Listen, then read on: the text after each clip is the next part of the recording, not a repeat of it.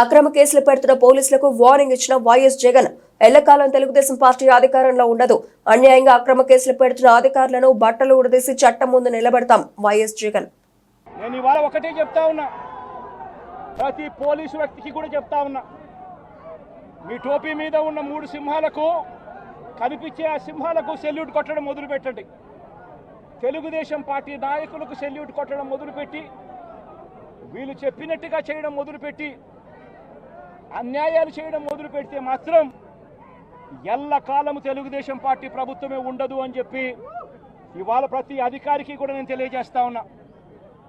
రేపొద్దున మళ్ళీ మా అధికారం వస్తుంది, వచ్చినప్పుడు అన్యాయం చేసిన వీళ్ళందరినీ, వీళ్ళ అధికారులందరినీ, అన్యాయం చేసిన ఈ నాయకులందరినీ కూడా బట్టలు కూడా తీసి నిలబెడతామని చెప్పి కూడా ఈ సందర్భంగా తెలియజేస్తా ఉన్నాను. ఎవడిని వదిలిపెట్టేది ఉండదు.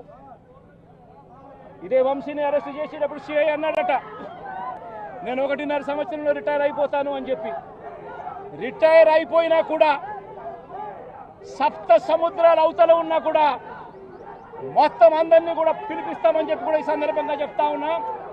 చట్టం ముందు నిలబడేట్టుగా చేస్తాం, బట్టలు ఊడదీస్తాం, న్యాయం జరిగేట్టుగా చేస్తాం అని ప్రతి ఒక్కరికి కూడా తెలియజేస్తా ఉన్నాం.